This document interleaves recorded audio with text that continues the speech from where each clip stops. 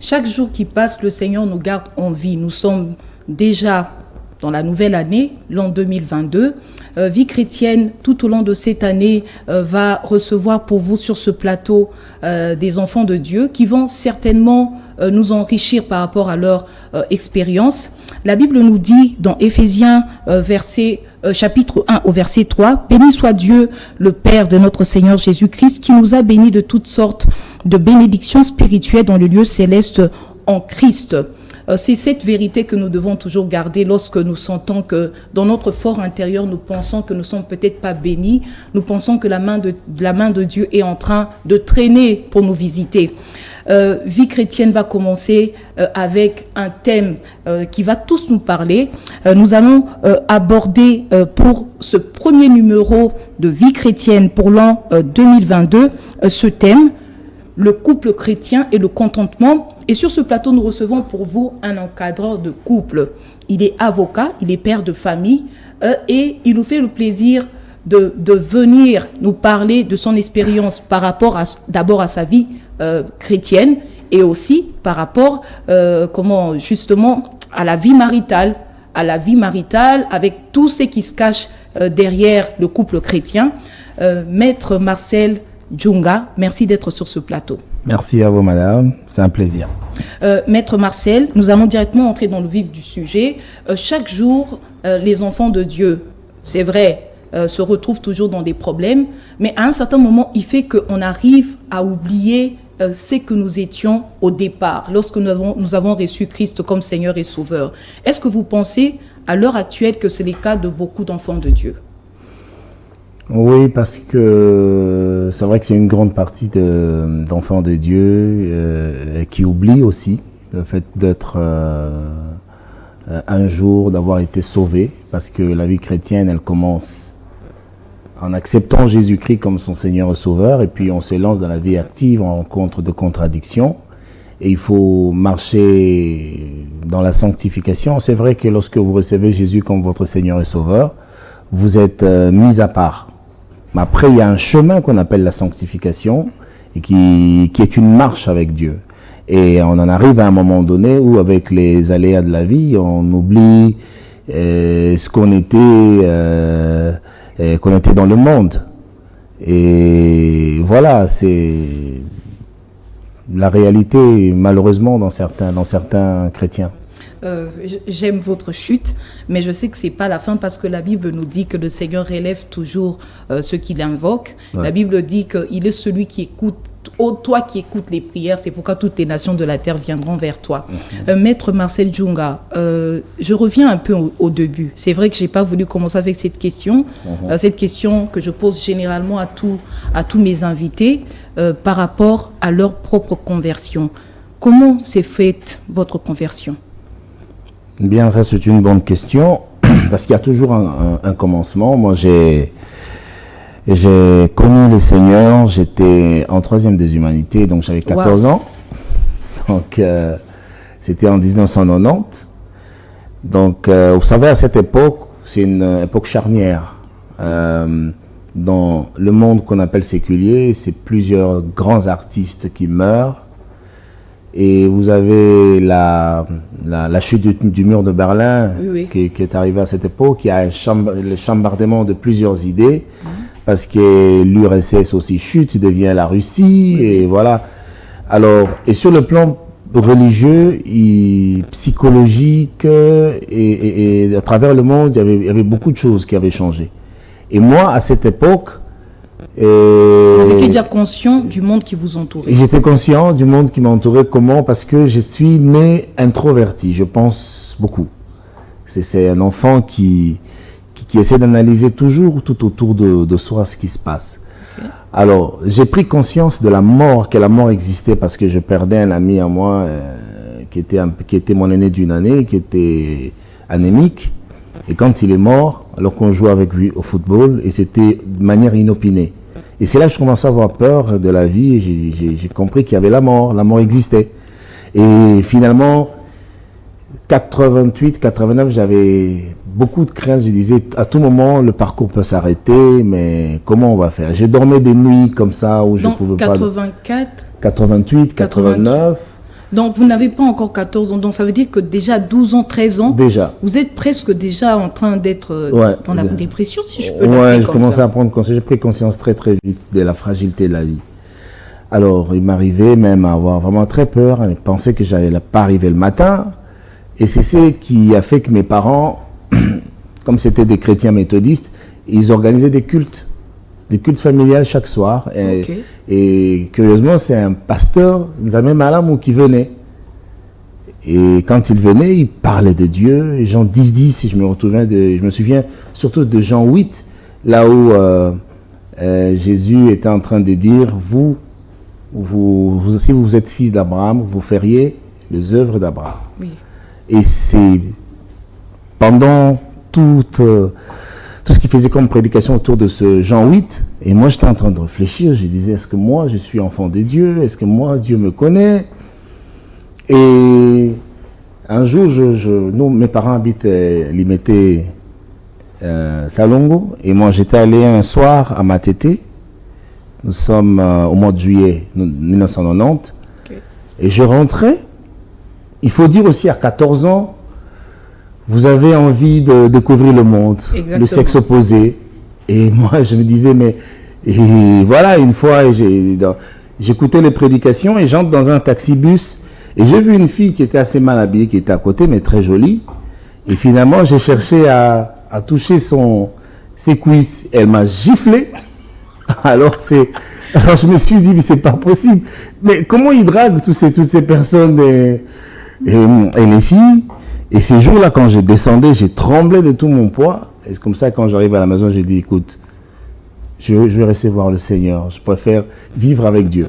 Et en même temps, j'étais en train de vaincre mes peurs et aussi d'éviter une vie que je trouvais assez bizarre et tout. Bon, voilà. Ça, c'est vraiment à 14 ans, la clé qui m'a poussé j'avais ma peur, il y avait la peur de la mort, la conscience, la fragilité de la vie. Est-ce que je peux... Bon, excusez-moi. Je vous en prie. Excusez-moi de vouloir m'étendre là-dessus. Moi, je veux revenir à ce que vous avez dit lors de la première question. Vous avez parlé de la sanctification qui fait que deux fois, le manque de sanctification qui fait que ça témoigne beaucoup plus de notre... attachement. Non, l'absence de sanctification qui témoigne beaucoup plus de notre manière à nous de nous considérer par rapport à Dieu. Parce qu'à un certain moment, on oublie qui nous étions, voilà. qui on était plutôt avant, et on s'attache finalement aux choses de la vie. Finalement, même l'amour que nous avons pour Dieu est tellement diminué que on commence finalement à vivre une vie qui ne correspond pas vraiment à la vie de sanctification à laquelle nous sommes appelés. Maître Marcel Djunga reçoit le Seigneur comme Seigneur et Sauveur. Il avait peur de la mort, il reçoit Christ, il est convaincu d'avoir la vie. Moi, c'est cette marche-là, c'est cette portion-là que je veux comprendre. Est-ce que pendant ce temps, Maître Marcel Djunga a continué à croire au Seigneur et à vivre dans la sanctification? Voilà, je me suis converti, mes parents étaient dans l'église méthodiste, et donc je suis resté à l'église méthodiste comme choriste. Ok. Et donc j'allais tous les dimanches à l'église, mais il n'y avait pas un suivi dans l'église méthodiste dans laquelle mes parents étaient. Il n'y avait pas des affermissements. Ok. Et donc moi, c'est chaque dimanche que j'allais à l'église de ma mère et mon père. Et mes affermissements, c'était pendant la chorale, pendant qu'on chantait. Et je m'inspirais des chansons. Nous étions il y avait des chansons à Tetela, il y avait des chansons à Kibemba, à Swahili. Et j'ai posé des questions. Qu'est-ce que ces chansons voilà. dire? Et ça m'aidait. Parce qu'il était vraiment, je me suis converti vraiment très très authentique. Et puis je cherchais à lire la Bible et tout. Mais alors, il s'est fait que je vais m'inscrire en 4e année à l'Institut Monseigneur Bokele Allé. Et là, il y avait une influence de la borne de la plupart des élèves qui venaient là-bas, qui étaient des chrétiens. Je me rappelle même de frère Christian Malemba et un ami proche encore, Dioka et Dixon, qui étaient des jeunes qui encadraient. Et à chaque fois, on rappelait à l'ordre pour qu'on prie. Un chrétien doit prier tout le matin, un chrétien doit lire sa Bible. Et c'est un peu au contact de ça qui m'a aidé à tenir. Ok, donc vous recevez Christ comme Seigneur et Sauveur en 90. 90. Vous êtes méthodiste, vous inspirez des chants. Je reste méthodiste à ce moment-là. Ok, vous restez d'abord méthodiste en ce moment-là. Ouais. Lorsque vous allez à l'Institut Bokele, ça vous permet, avec l'influence des autres amis qui venaient de la borne, d'entrer dans un nouveau courant. C'était carrément un courant pentecôtiste. Oui. À l'époque, je ne suis pas baptisé dans le Saint-Esprit. Oui. Et je les entendais prier en langue. Ok. Mais vous moi, demandez comment ça se fait. Exactement. Voilà, comment ça se fait. Et puis, je sentais qu'ils avaient quelque chose de plus que moi, je n'avais pas. Et à partir de là, comment s'est faite la marche jusqu'aujourd'hui? Voilà. Un jour, on arrive en 6e année, on termine 6e année des humanités, on termine. Alors, un de mes amis... Là, vous faites les lettres. Non, j'ai fait les scientifiques, les mathématiques, physiques. Okay. Et un de mes amis qui est prié à la parole du salut, qui me dit, tiens, le pasteur Dallot va prêcher à la borne de l'Imété. Ah, je dis, mais tiens, tu m'avais donné son CD. Et je vais aller le suivre alors. C'était un séminaire qui commençait mercredi, jeudi, vendredi. Et ça, il parlait de blessures intérieures. Et après, on nous a dit, il y a une retraite qui commencera tel jour. Et l'un des prédicateurs, ce sera le pasteur Dallot. Et c'est comme ça que j'arrive à la borne de 10e rue. Et le thème, c'était comment marquer sa génération. Et le pasteur Dallot a prêché sur le Saint-Esprit. Et finalement, j'ai dit, mais il a parlé du Saint-Esprit de manière différente, comme j'avais jamais entendu parler. J'ai dit, oh, le Saint-Esprit est une personne, c'est pas une émotion. Je peux lui parler. Et donc, alors ça a changé ma philosophie. C'est surtout ça qui change. Quand tu te rends compte que tu peux lui parler, qu'il peut te répondre. Voilà. Et qu'il était Dieu. J'ai dit, waouh. Alors nous, chez les protestants, non, le Saint-Esprit, c'est, on vous dit pas que c'est Dieu. On vous dit, vraiment, on n'insiste pas sur le fait qu'il est Dieu. Okay. Et là, le pasteur insistait. J'ai dit, ouf. Et pendant la retraite, mes amis étaient baptisés dans le Saint-Esprit. Et moi, ça venait pas. J'étais tellement réfléchi que ça venait pas. Alors un soir à la maison, j'ai dit, moi, je vais parler en langue aujourd'hui.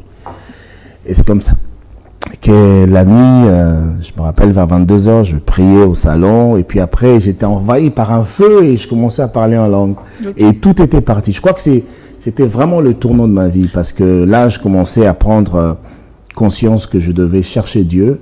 Et que si je ne le cherchais pas, ça allait être fatal. Mais je vais quand même revenir sur une chose dans la marche avec la sanctification, parce que en 97, je dois arriver à l'Unikin, et avec des amis de la borne, nous avons organisé une évangélisation dans le quartier.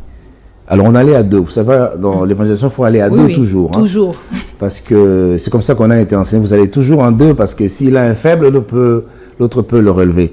Alors moi, je me retrouve à 16h sur une avenue où étaient des familles bien nantis, et mon ami n'était pas là. J'ai dit, ben moi je peux pas ne pas faire l'évangélisation, j'ai évangélisé. Je passe de porte en porte et j'arrive dans une autre porte.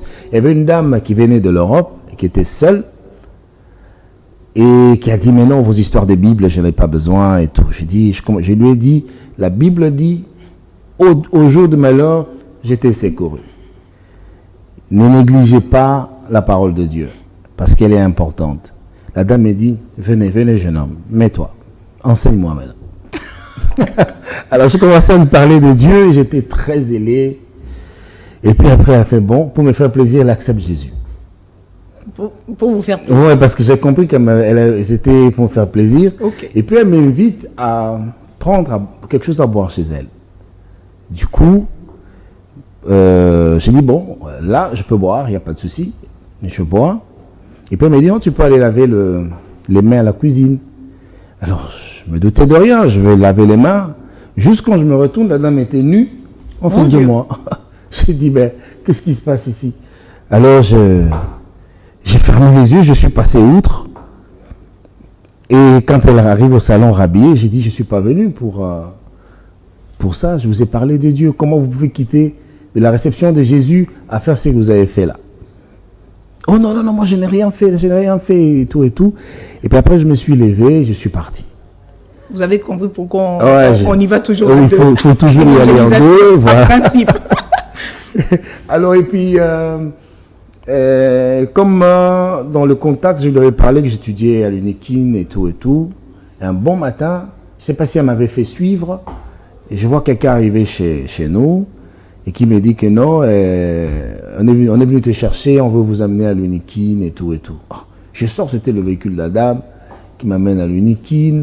Bon, j'ai dit, bon, de toute façon, comme on est un peu en retard, je vais arriver à l'UNIKIN. J'arrive à l'UNIKIN. Cette dame sort 1000 $. On est en 97, c'est beaucoup d'argent à l'époque. C'est beaucoup d'argent. 1000 Surtout pour un étudiant. Pour un étudiant. On a tous été étudiants, on sait combien ça pèse. Je t'assure, madame, elle me donne les 1000 $. J'ai dit, non, je ne prends pas. Impossible, je ne prends pas. Pourquoi vous allez me donner? J'ai dit, niet. L'oncle de la dame était à côté. Il dit, mais non, jeune homme, toi, on est en train de t'aider, tu refuses. Bon, il voulait faire croire que c'était moi le fautif. Moi, j'ai dit, mais pourquoi on me donne 1000 $? Alors, il y a une cousine à moi qui... Après, ils sont partis. Il y a une cousine à moi qui était juste à côté qui dit, non, mais on peut prier. Vous voyez le zèle de jeûne, on peut prier pour cette dame. Tu sais, Dieu peut faire en sorte que tu sois la personne qui peut... Le canal de oui. Conversion de conversion et tout. Alors, on s'est mis à jeûner, à prier pour cette dame. Et finalement, ma cousine me dit, bon, tu vas y retourner lui parler encore de Dieu. Ah, cette fois-là, encore seul. Mais c'est exposé sérieusement.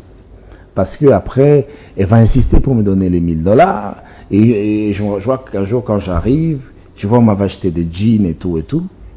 Je me suis dit, mais c'est pas possible. Donc, elle est entrée en mode séduction pendant que vous étiez en mode évangélisation. Voilà. Et ça, c'est des risques. Vous voyez, lorsque vous n'êtes pas prudent, surtout lorsque vous n'êtes pas en contact avec Dieu, ce genre de choses, j'étais jeune, je ne serais peut-être pas aujourd'hui en train de parler avec vous.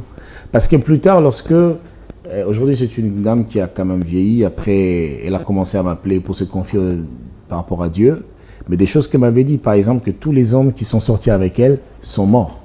Ok. Vous vous rendez compte? Alors, je ne vois pas pourquoi j'allais faire exception si j'avais cédé à cette tentation. Je vois pourquoi j'allais faire exception. Donc, ça veut dire que c'était déjà une femme qui était possédée par des démons ouais, et qui cherchait des âmes à abattre. Des âmes à abattre. Donc, ça, c'est pour dire que la marche avec Dieu, elle existe. La sanctification, c'est aussi... Ça fait appel à l'effort de l'homme de chercher Dieu. Pour les personnes qui viennent de nous rejoindre, nous sommes en train de recevoir Maître Marcel Djounga. Il est avocat, il est encadreur de couple, il est chrétien, vous l'avez compris. Maître Marcel, on va passer d'ici là à la seconde partie de notre émission. Je veux quand même vous poser une question qui n'a peut-être rien à voir avec le thème du jour, qui est le mariage chrétien et le consentement. Et le contentement plutôt. Maître Marcel, en tant qu'avocat, pensez-vous que le christianisme ou bien le fait d'être chrétien et le métier d'avocat ça fait bon ménage? Ben, c'est une question... Répondez vraiment avec beaucoup de sincérité. Ouais, je suis très sincère. C'est une question qui m'est souvent posée. Et même les clients m'ont dit, mais comment tu fais et tout, ben, c'est un métier dur, c'est un métier difficile. C'est la justice. Mais attendez, Jésus, il est l'avocat. Si Jésus peut être l'avocat, ça veut dire que nous pouvons avoir la nature de Jésus. Et ce que les gens ne comprennent pas, c'est quoi? Donc vous voulez dire que les avocats sont miséricordieux comme Jésus? C'est pourquoi ils arrivent à défendre tous les clients sans exception? En fait, ça dépend de la culture. Moi, je suis devenu, c'est devenir avocat. Ben, moi, je l'avais pas voulu. Je suis devenu avocat j'ai fouillé le destin, en fait. Je disais non. D'où maths physique et consort. Voilà, vous quittez les mathématiques physiques okay. Parce que j'avais à l'UNIKIN, j'ai opté pour la médecine, sinon le droit. Mais la médecine, ça n'avait pas marché, je suis arrivé en droit. Mais le droit, je suis vraiment allé mollo avec des doutes. Je disais, mais est-ce que vraiment c'est là? Tu trouvais que trop de littérature ne correspondait pas avec ton niveau. Voilà. Mais ça m'a aidé vers la fin parce que le droit implique la réflexion. Ok. La réflexion, c'est souvent abstrait aussi, sur des concepts et tout et tout. Et les mathématiques, chaque fois, c'est des principes que vous ne savez pas démontrer. Oui, en fait, c'est comme vous dites, le droit à un certain moment, tout en étant exact par rapport à la loi, c'est un tout petit peu également comme une science inexacte. Ouais, inexacte, parce que la défense peut faire de manière à ce que tel client ait raison, pendant qu'au départ, il n'y avait pas beaucoup de chance pour que la personne soit acquittée. Je voudrais quand même marteler une chose. Ce que le métier d'avocat, c'est un métier à la base, c'est un métier de noble, à la base. Et un noble, c'est celui qui octroie des valeurs. Tous les titres génériques ont pour soubassement la noblesse. Un roi, c'est un noble. Un comte, c'est un noble. Un duc, c'est un noble. C'est-à-dire que le roi, le noble, c'est celui qui a des valeurs. Il attribue ces valeurs aux choses, aux personnes qu'il y a autour de lui. Maître Marcel Djounga. Et donc, maintenant, parlez-nous. Vous voyez, là, vous êtes en train de parler. C'est comme si vous défendez vos clients. En fait, je propose la question. Une personne, un jeune homme qui a fait du mal à une personne qui vous est proche. Pour vous, cette personne doit franchement écoper d'une sanction suffisamment sévère, extrême. Mais vous me dites que donc à tout moment, il y a toujours possibilité d'octroyer des valeurs à un client qui n'en a pas, je ne sais pas. Moi, c'est que je veux comprendre, je veux que tout le monde essaie un peu de comprendre. Quand est-ce que vous arrivez à vous distancer du fait que vous soyez chrétien et du fait que vous devez travailler, faire votre métier d'avocat? Oui, parce que quand je suis avocat, je dois défendre quelqu'un. Je dois protéger mon client, je ne l'expose pas. C'est déjà ça ma déontologie. Le client, il est sous ma protection. D'ailleurs, on appelle les clients le protégé. Maintenant, qu'est-ce qui se passe? Lorsque, même la Bible dit, celui qui accuse le premier semble avoir raison. Puis vient la partie adverse. Puis il y a débat. Voilà. Oui. Puis il y a débat. Oui. Donc, une personne, les valeurs fondamentales qui régissent les lois, même internationales, c'est tiré de la parole de Dieu. La Bible inspire les droits. Mais qu'est-ce qui se passe? Toute personne, même quand il est mauvais, qui a commis une infraction, avant de le condamner, il faut lui donner la possibilité de se défendre. C'est ce qu'on appelle le droit de la défense. Donc on ne peut pas tuer une personne juste parce qu'il y a les émotions de la rue. Les circonstances atténuantes. Voilà. Tout le monde dit, mais c'est le fautif, on l'a vu. Même quand vous l'avez vu tuer. C'est pourquoi le motif. Il faut justement essayer de comprendre qu'est-ce qui s'est passé. Il faut que lui-même se défende. De sorte que quand on va lire la loi qui le condamne, et qu'il puisse lui-même se rendre compte qu'effectivement, j'ai fauté, et voilà pourquoi. Et donc, mon rôle en tant qu'avocat, c'est justement deux fois, si la sanction est tellement forte, de chercher à partir des faits, qu'est-ce qui a poussé? Peut-être que la personne qui est morte a été à l'origine de l'attaque. Trouver un élément qui peut faire en sorte que soit la sanction soit diminuée, c'est ce que vous appelez les circonstances atténuantes, oui. Et sinon, parce que si on est face à des circonstances aggravantes, mon rôle d'avocat est justement de chercher au moins à attraper une réduction de peine. Nous allons passer à la seconde partie de notre émission, mais de votre vie chrétienne, qu'est-ce que vous voulez que les personnes qui nous suivent retiennent? Depuis 90 jusqu'à aujourd'hui, qu'est-ce qu'on peut retenir de vous en tant que chrétien? La vie chrétienne, ce n'est pas le fait d'avoir reçu Jésus qui rend les choses faciles. Non, la vie chrétienne, c'est un combat. Parce que la Bible dit, le royaume de Dieu est forcé, ce sont les violents qui s'en emparent. Donc, personnellement, ce qui m'a fait tenir, c'est l'amour. L'amour au Seigneur Jésus-Christ. La constance, c'est remettre en question à chaque fois. Parce que si tu ne te remets pas en question, c'est dangereux. Quand vous avez fauté, il faut reconnaître que vous avez fauté et vous relever. Et j'aime un peu cette expression, mais c'est tiré un peu de ce que Nelson Mandela dit. La plus grande richesse d'un homme, ce n'est pas de se dire que je ne suis jamais tombé, mais de se relever à chaque fois. Parce qu'il y a des gens qui tombent et qui restent. Mais il y a des gens qui tombent et qui se relèvent. Même Dieu dit, nous bronchons tous d'une façon ou d'une autre. Il y a quelqu'un qui dit qu'il n'a jamais bronché, il est menteur. De la sanctification, c'est comme dans l'Ancien Testament, quand vous arrivez au parvis, il y avait de l'eau. Avant d'entrer, vous vous lavez. Il faut apprendre à enlever la tache qui est sur votre vêtement. Et ça, c'est une pratique, il faut être constante. Un chrétien doit être constamment dans la remise à question. Tout ça, la Bible dit, heureux le pauvre, car ils hériteront le royaume des dieux. Ceux qui sont conscients de leur état de faiblesse. Le sujet que nous allons aborder dans cette seconde partie, c'est le couple chrétien et le contentement. Je ne sais pas si je dois poser cette question maintenant ou bien je veux la réserver pour la fin. Mais je veux quand même poser la moitié de cette question maintenant. Maître Marcel Djounga est père de famille, marié depuis 2006. Depuis 2006. Ça fait quand même un bon bout de temps que vous êtes marié. Est-ce que vous vivez dans le contentement? Ah, c'est une question. Il faudrait d'abord qu'on puisse comprendre c'est quoi le contentement. Mais il faut dire que quand je vois les circonstances qui m'ont poussé à choisir la femme que j'ai et le parcours, je suis parti des zéros.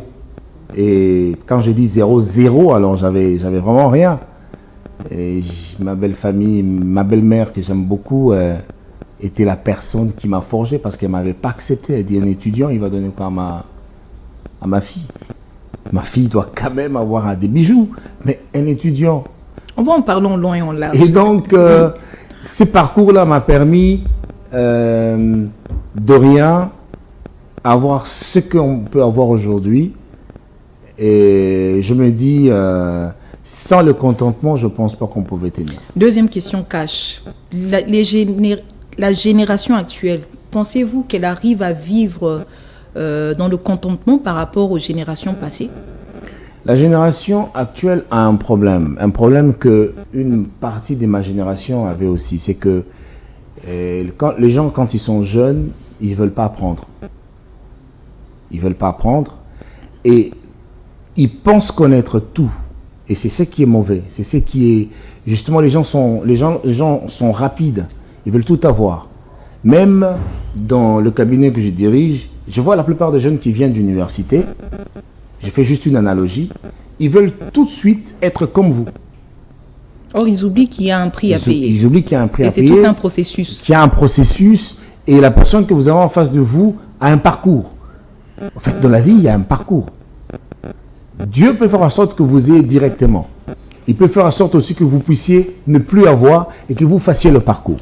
Vous voyez, aujourd'hui, c'est ça aussi dans le mariage. Les gens pensent, quand vous entrez dans l'Internet, il y a tout. Il y a des sauces qui nous sont couple mode d'emploi, parents mode d'emploi. Vous avez des émissions qui passent même dans les émissions qui sont non chrétiennes où on explique psychologiquement, philosophiquement comment fonctionne l'amour, comment fonctionne...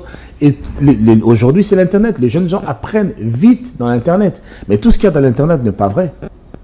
Des fois, c'est juste... C'est juste pour peut-être attirer, pour que vous puissiez suivre le moteur de recherche ou tout. Mais tout ce qu'on y dit, c'est pas vrai. Vous entendez des gens qui vous disent « le fruit qui fait maigrir, c'est ça ». Et tout le monde y va. Mais il faut aller avec pincette. Surtout les femmes. Surtout les femmes, ouais. J'aime ce que vous venez de dire. Tout ce qu'il y a dans les réseaux sociaux, c'est pas toujours vrai. Ouais. Maître Marcel Djounga, vous êtes marié depuis 2006. C'est ce que vous venez de nous dire sur ce plateau. En tant que vieux marié, si je peux dire, pas vieux couple, en tant que vieux marié. Ouais. Donc, comme on dit, vieux nanga. Ouais. En tant que vieux marié, pour vous, le couple qui vient de se marier, par exemple aujourd'hui, sur quel domaine il devra vraiment exercer le contentement? Quels sont les domaines où il doit exercer plus de contentement? Ouais, c'est une très bonne question. La question, elle est autant intéressante qu'elle est la somme même de l'émission. Hein. Okay. Pour un jeune couple, moi, je pense que je partirai de ma propre expérience pour expliquer ce qui se passe réellement. Okay. La première des choses, c'est le contentement, c'est dans la relation, accepter l'autre tel qu'elle est. Parce que souvent, on veut que la femme ou l'homme soit vite ce qu'on a toujours rêvé. On oublie qu'on n'a pas épousé un homme ou une femme parfaite. Il faut aimer la personne telle que vous l'avez aimée vous contenter de cet amour-là. Parce que sinon, plus vite on peut être infidèle le jour suivant. Plus vite. Vous avez quelques témoignages par rapport à ça? Ben oui, parce que les gens se rendent pas compte. On marie la personne qu'on préfère. Mais en réalité, on avait plusieurs choix. Mais c'est la personne qu'on préfère parce qu'on s'est dit, dans cette personne, je me retrouve. Dans cette personne, je vois mes valeurs, je me projette. Mais après, nous avons le vieil homme. Mais je m'aimerais le dire peut-être dans un terme beaucoup plus simple. Après, nous avons notre vie. De convoitise. De convoitise. Oui. Si vous ne faites pas attention, vous avez, moi je prends l'exemple, par exemple, moi quand je grandissais, je rêvais, je ne sais pas, vous avez connu Zouk Machine. Oui, oui. Voilà. Connu. Alors, Tania, c'était la dame qui avait des cheveux touffus comme ça. Oui, oui. Et moi, l'antillaise, moi je voulais me marier avec une antillaise. Vous voyez, ça c'est dans l'archétype. C'est dans l'esprit. Mais je connais votre femme, elle a beaucoup de cheveux. Ouais, et elle a des cheveux aussi crôlés. Effectivement, comme une antillaise. Effectivement, Dieu a entendu ma prière. Mais je me dis, si vous n'êtes pas prudent, vous n'êtes pas content justement de ça, vous risquez de regarder ailleurs. Ok, donc on garde... Il y a juste un chemin, un tout petit Donc chemin. le premier point, on retient comment accepter la personne qu'on a épousée. Voilà. Le deuxième. Le deuxième, c'est votre condition de vie. Là, il faut bien expliquer. Parce que nous sommes dans un... actuellement, nous sommes... régis. Je peux dire que beaucoup de couples sont régis par les réseaux sociaux. Ouais, donc on veut montrer qu'on a ça. On veut montrer qu'on est allé en ligne de miel. On veut montrer que la fête était parfaite à la manière des stars américaines. On veut montrer qu'il y avait telle ou telle autre autorité dans notre mariage. Mais vous nous parlez de vivre financièrement, accepter les conditions de vie, donc ça implique la finance. Exactement. Mais maintenant, sur ce point-là, qu'est-ce que vous pouvez réellement mettre pour que tout le monde essaye de comprendre selon vos propres termes? Oui, ça veut dire les conditions de vie avec lesquelles nous commençons. Je prends un exemple simple. Votre mari a un salaire de $100. Ne cherchez pas. Donc il ne faut pas vivre au-delà de ces... vivre au-delà. Et c'est malheureusement dans notre culture, c'est un grand défaut. Les gens veulent vivre au-delà de la vie qu'ils doivent vraiment mener. Ce qui fait qu'il y a beaucoup de stress et beaucoup de divorces. Parce que vous êtes conscient que votre mari a un salaire de $100 et que vous-même, vous avez un salaire de $100, mais vous voulez vivre une vie comme si vous aviez des revenus de $1000. Ok, donc on prend... Et ça, c'est compliqué. Ça va vous pousser, ça va pousser l'homme dans la convoitise. Ça va pousser la femme aussi dans la convoitise. Donc on prend l'acceptation de l'autre, premier point. Deuxième point, vivre dans le contentement par rapport aux finances. Voilà. Donc, vivre selon ses vraies ressources. Ne cherchez pas une maison qui va être payée $600 parce que les gens doivent vous voir dans les réseaux sociaux que vous vivez très bien. Cherchez une maison qui vous convient. Ça peut être une maison de chambre, salon, même un studio, mais que vous pouvez bien embellir, par exemple. Qui peut être propre. Ok, troisième point. Alors, troisième point, c'est sur le plan sexuel. Ok. Être content de ce que... Parce qu'il y a des couples... J'aime cette honnêteté-là. Ouais. Parce que si vous n'avez pas évoqué ça, j'allais dire, franchement, là, on est en train de parler d'autre chose. Sur le plan sexuel, c'est ça c'est un autre fait très, très important dans le couple. Évite les gens déchantent. Vous avez des couples où soit l'homme a été assez actif et la femme pas. Vous avez des couples où c'est l'inverse, la femme a été active, l'homme pas. Vous avez des couples qui sont pratiquement tous les deux ont joué à Vita ou Imana. Ok. Ouais. Maintenant, il faudrait bien comprendre l'autre. Parce que dans les relations intimes, le problème n'est pas ce que l'autre sait faire. Le problème, c'est que vous devez connaître la personne, votre partenaire. Ok. C'est ça le problème. Mais et la plupart du temps, les gens ne connaissent... Tu peux connaître, oui, c'est ma femme, je l'aime, c'est ci, cela. Mais est-ce que tu connais ton partenaire? Quelles sont ses peurs? Mais là, ça demande la communication, ça demande d'autres choses. Il faut également que ces couples soient pris en charge, l'éducation. Parce que même l'éducation empêche d'avoir une une sexualité épanouie dans un couple. Effectivement. Oui. Effectivement. Donc, le contentement, si vous voulez qu'il y ait contentement sur le plan sexuel, est-ce que vous pensez qu'au-delà des problèmes naturels que peuvent rencontrer par exemple certains couples à ce sujet-là, il faudra peut-être qu'il y ait contribution également des parrains ou des encadreurs?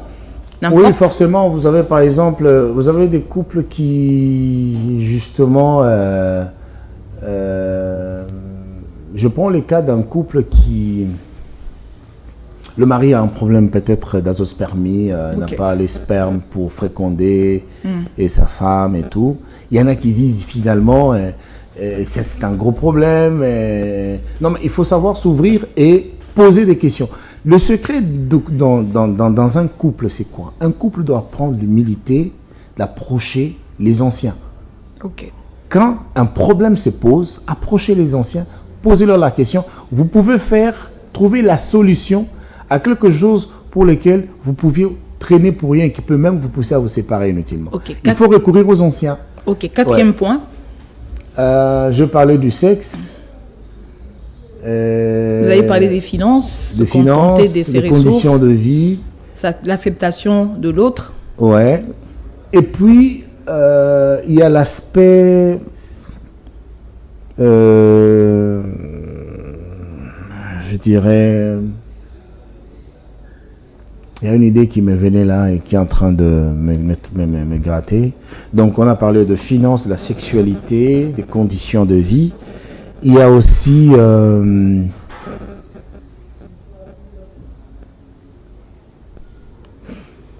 parce que, pourquoi je me soulevé ce point? Il y a des gens qui n'acceptent pas certaines relations de leur... la belle famille. La belle famille, ou même de leur homme ou de leur femme. Bon. Il y a des gens... Donc, accepter l'entourage de l'autre. L'entourage de l'autre. Est-ce que vous pensez...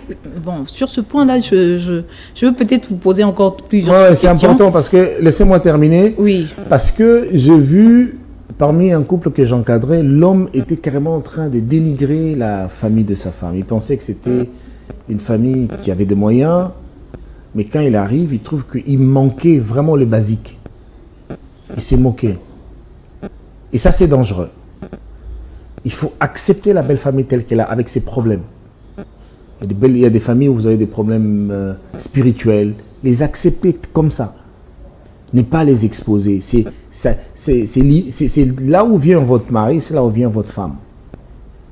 Il y a des gens qui veulent se contenter d'avoir une belle famille à la Stéphanie de Monaco. Non. Non. Tu rencontres une famille qui n'a peut-être pas de moyens comme tu le pensais. Tu voyais la dame à l'université toujours bien habillée, bien chic, mais quand tu te maries, tu te rends compte qu'il a des oncles assez bizarres. Mais non, il faut se contenter aussi de cette belle famille-là, parce qu'elle va vous accompagner tout au long de votre vie. Marcel Djounga, vous êtes encadreur de couple. Est-ce que pour vous, avec votre expérience, vous pouvez dire que les couples mariés chrétiens qui vivent ici et les couples mariés chrétiens qui vivent ailleurs rencontrent pratiquement les mêmes problèmes? Déjà, moi, j'en doute fort. Pourquoi? Je suis désolée, mais je veux me mettre à la place des téléspectateurs. Ouais. J'en doute fort parce que, par exemple, cette histoire de belle famille, en Europe, il n'y en a pas trop. Donc, vous ne verrez pas une histoire de fixette. Non, la belle-mère est fâchée parce qu'on n'avait pas appelé le jour de la journée internationale de la femme. Non, la belle-sœur est fâchée parce que le jour où la belle-sœur était allée, je ne sais pas moi, à Dubaï, elle n'avait pas ramené un petit cadeau. Donc, il y a certaines choses déjà qui sont réglées naturellement pour nos sœurs ou bien pour nos frères qui vivent à l'étranger. Mais des fois, j'ai l'impression qu'il y a des questions spécifiques. Bon, c'est justement là ma question. Les questions spécifiques vraiment que rencontrent pour vous les couples chrétiens qui vivent ici au pays sont lesquelles? Déjà, j'aimerais qu'on puisse se comprendre sur une base. Les hommes sont les mêmes partout. que vous soyez aux États-Unis, que vous soyez d'Amérique latine. Mais les problèmes, nous on parle des problèmes. Nous sommes les mêmes partout. Oui, mais les problèmes. Ce sont juste les données qui changent. Hein. Et j'ai aimé quand on parle des problèmes spécifiques qui sont liés à des cultures. Ouais. Ici, chez nous, vous avez la pression de la belle famille qui veut aussi que vous puissiez avoir un Maninganabino Bazo avancé. Il faut que vous avanciez. Vous voyez, ici on vous pousse par rapport à ce qui se passe dans la société. Les gens ne sont pas indépendants parce qu'il dit d'autant plus que nous n'avons pas développé une certaine intellectualité. Nous sommes dans la majorité des cas un analphabétisme qui fait que même les intellectuels subissent ce qui se passe autour dans la société. Vous voyez, donc les couples ici rencontrent des problèmes qui sont liés vraiment aux facteurs culturels. On veut que vous puissiez être directement à un certain niveau. Les couples rencontrent aussi certains problèmes quand, là je voulais me rabattre encore dans la sexualité, et les gens sont dans la pudeur. Ils sont au lieu d'être dans le vrai règlement de problème. Dans le vrai règlement de problème. Vous avez un problème de, par exemple, d'érection. Vous devez en parler à votre épouse. Ce qui fait que il est arrivé de rencontrer des situations où l'homme a un problème et c'est la femme qu'on est en train d'accuser. Vous vous rendez compte? Nous sommes dans une culture où c'est la femme qu'il faut condamner. Vous voyez, ailleurs, la femme essaie de se libérer. Donc on est un peu dans cette histoire-là. Et puis, vous avez des situations où, dans notre culture, on veut nécessairement que l'année qui va suivre, vous ayez des enfants. Je prends le cas de ma belle-sœur au Canada. Une année après, elle dit, elle se marie, on dit non, nous allons, après 2 ans, on va commencer à chercher les enfants parce que là, il faut qu'on travaille dur. Après, une année après, on a commencé à l'attaquer. Oh, c'était un choix. C'était un choix. Et puis, d'abord, c'est la famille qui dit, mais comment toi, tu as fait ce choix-là? Chaque fois qu'on fait ça, ça bloque. Elle a commencé à être dans... Quand on a commencé à attaquer par la belle famille, elle a commencé à être dans tous ces états. Et du coup, elle a commencé à chercher l'enfant, ça ne venait pas. Elle a recouru à tout ce qui est insémination par peur. Vous voyez, c'est comme ça que j'ai dit, nous avons peut-être des données qui changent, mais là, c'est quelqu'un qui est à l'étranger, qui est au Canada et tout, mais qui a subi l'environnement, parce que l'environnement africain vous suit partout. On est déjà en train de tendre vers la fin. Maître Marcel Djounga, je rappelle que vous êtes avocat, vous êtes père de famille, vous êtes marié, vous êtes encadreur de couple. Pour vous, aujourd'hui, si on doit mettre les mots dans le mariage chrétien et le contentement, qu'est-ce que vous mettrez? Si c'est tout un panier que vous devez mettre pour vivre réellement ce contentement-là dans le mariage chrétien, qu'est-ce que vous pouvez mettre? La première des choses, le mariage ou le couple chrétien a Dieu au centre. Ok. Parce que nous ne vivons pas une vie, le mariage c'est une institution de Dieu. Le mariage c'est pas l'État qui l'a créé. C'est pas les églises qui ont créé ça. C'est Dieu qui a institué le mariage. C'est lui qui a la notice du mariage. Et les enfants de Dieu qui veulent vivre un mariage, le contentement, ils doivent savoir que c'est en Dieu qu'on doit retrouver toutes choses. Si on met Dieu au centre de tout, Dieu a la réponse à tout ce que nous avons comme question, dans tous les plans. Et pour tous les couples chrétiens qui sont presque au bord du divorce, comment ils peuvent faire cette introspection-là pour reconnaître d'une manière un peu plus vraie que la décision prise était liée plutôt au manque de contentement. Donc les reproches ont pris plus de poids, plus de place parce qu'il y avait absence de contentement. Vous savez pourquoi les gens ne sont pas dans le contentement? C'est parce qu'ils n'affrontent pas leurs problèmes. Vous ne pouvez pas être dans le contentement si vous n'affrontez pas réellement le problème. Donc d'abord, il faut faire une introspection. Il faut faire une introspection. Même ceux qui vivent dans le contentement, ils affrontent leurs problèmes. Ils savent qu'on n'a pas $100 pour ça, mais on se contente de ça. Et comment réparer? Comment réparer? La première des choses, vous regardez la chose en face, vous comprenez que vous êtes malade, que vous avez un problème. La deuxième des choses, vous parlez entre vous. Voilà, je t'ai fait du mal, pardonne-moi. Il y a le pardon qui est important. Ok. La troisième des choses, après avoir pardonné, il faut maintenant définir la bonne direction. Est-ce que vous avez un dernier mot? Sinon, pour moi, ça me va déjà. Ouais, alors, au-delà du fait que je disais que Dieu est au centre du couple chrétien, mais il faut comprendre une chose, ça c'est très important, c'est qu'on ne peut pas vivre un mariage dans le contentement si on manque d'informations. Quelqu'un a dit la connaissance est un pouvoir. Et c'est lui qui veut avoir le pouvoir, doit chercher les informations. Le mariage, le couple doit s'instruire, s'informer. On ne peut pas être un bon couple si on ne s'informe pas, si on n'a pas de connaissances. La vie chrétienne implique, la vie de couple implique avoir des connaissances.